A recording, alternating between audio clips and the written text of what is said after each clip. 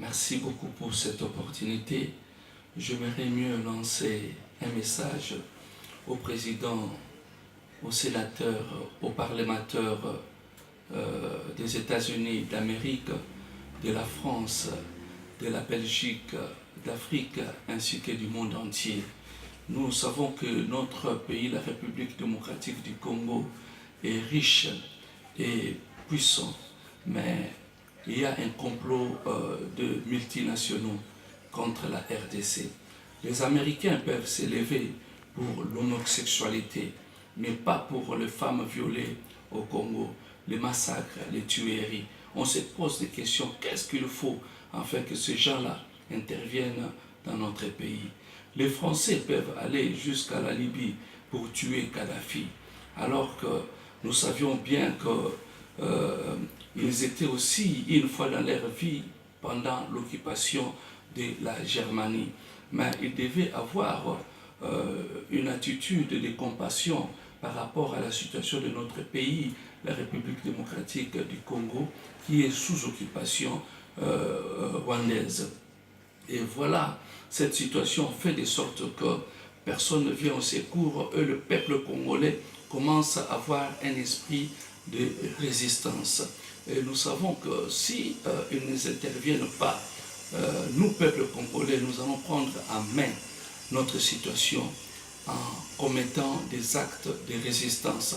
Et je pense que ces actes-là, c'est ce que les vrais terroristes appellent ça terrorisme, alors que les vrais terroristes, ce sont les Américains, les Français, les Belges. Alors que nous ne sommes pas des terroristes, nous sommes que des résistants.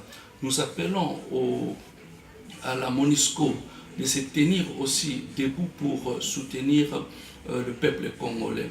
Mais nous voyons même dans la MONUSCO un monsieur comme Louis Michel qui devrait être censé soutenir le peuple congolais, mais il se donne le temps, après avoir mangé l'argent du corrupteur congolais, pour soutenir le parti en pouvoir, alors que le peuple est en train de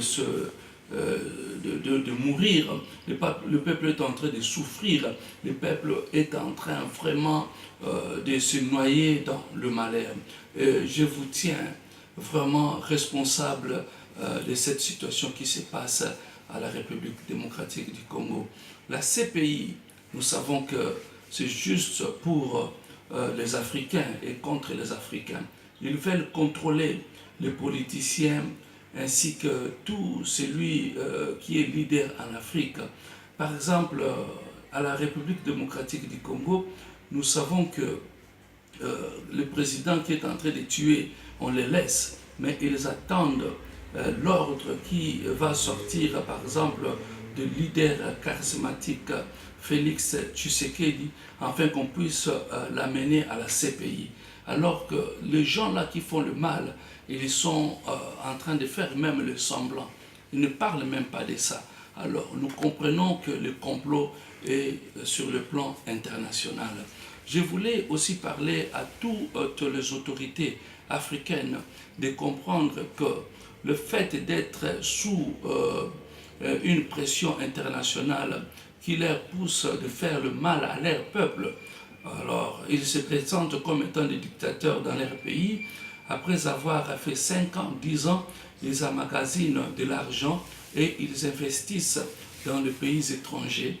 Après ces temps-là, ces mêmes personnes qui leur poussent à être dictateurs, ils vont se retourner après eux, soi-disant qu'ils ont tué, ils ont fait le mal et ils vont saisir leur argent, leurs biens. Donc c'est une forme d'esclavagisme moderne.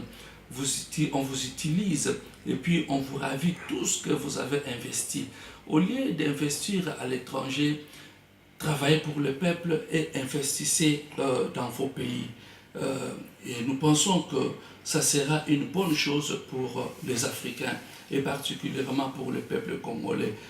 Pardon, laissez-nous libres afin de choisir les 30 qui vient notre président. Et nous savons qu'il n'y a que deux partis. Le parti cache et puis les partis Lamuka.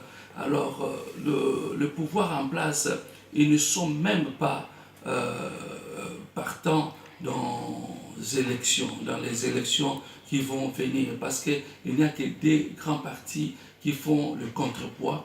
Et nous savons que le premier parti, c'est le Cash, et puis le parti qui suit, c'est Lamuka.